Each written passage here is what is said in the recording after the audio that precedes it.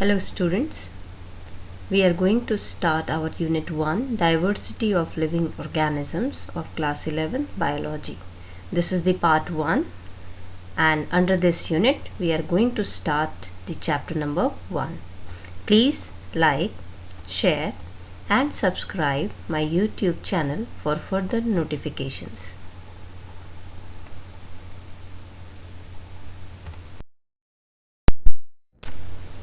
The very first chapter, the living world.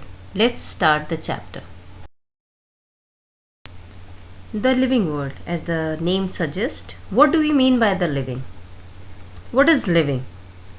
There are certain distinctive characteristics exhibited by living organisms.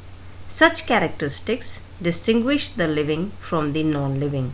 They include growth, reproduction, metabolism, response to stimuli, and self-organization, interaction and emergence.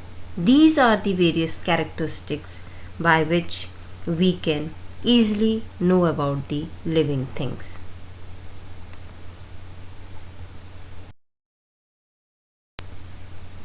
Let's have a glance on the various characteristics of living organisms. Some of these important characteristics are shown in the flowchart given below. Growth, reproduction, metabolism, cellular organization, consciousness, body organization.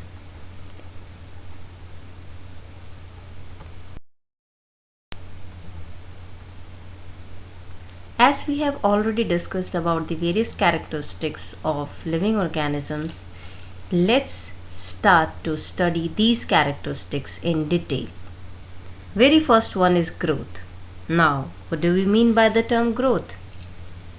Growth is defined as an irreversible increase in the number of cells and or mass of the living structure. If we consider increase in body mass as growth, non-living objects like boulders, sand, mounds, etc. grow too. Hence, growth cannot be taken as a defining property of living organisms, though it is a characteristic of only living organisms. Now, reproduction. What is reproduction?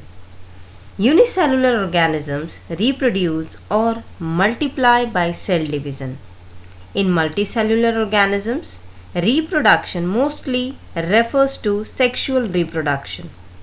Some of them reproduce asexually also.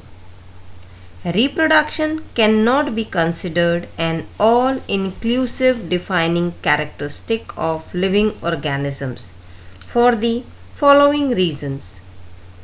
First, in single-celled organism, growth and reproduction are synonymous, as increase in number of cells is considered as growth as well as reproduction. Organisms like mule, the sterile worker bees, etc. do not reproduce at all.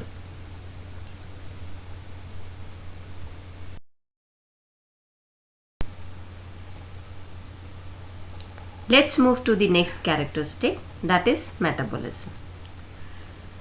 Metabolism is the sum total of all the chemical reactions occurring in a living cell or organism is called metabolism. All living things, be they unicellular or multicellular, exhibit metabolism without exception, but no non-living things show metabolism. Hence, metabolism and cellular organization of living organisms are considered as defining characteristics of living beings. Cell organization. Organisms are typically made up of cells. They also follow an organization of cells followed by tissues which form organs and in turn again combine to form the organ system. Organ systems together form an organism. This kind of cellular organization is absent in non-living beings. Few examples of are nerve cell, muscles, tissue, etc.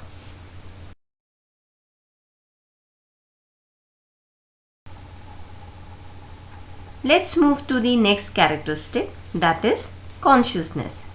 Consciousness, it is a property by the virtue of which an organism reacts to an external stimulus like temperature, light, heat, etc. or change in environment. It is a typical property of living organisms. They have the ability to sense any change in the environment. Now the next characteristic is body organization. In multicellular animals, a group of similar cells along with intercellular substances perform a specific function. Such an organization is called tissue. Cells, tissues, organs and organ systems exhibit division of labor for the survival of the whole body.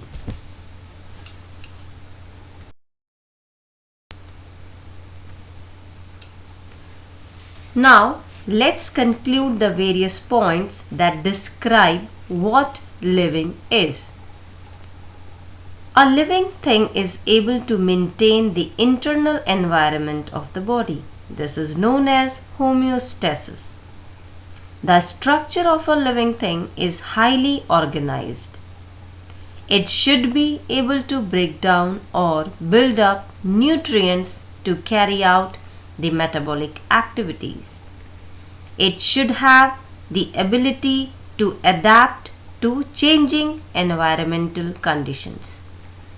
It should have the ability to respond to external stimuli. It should be able to increase in size and mass.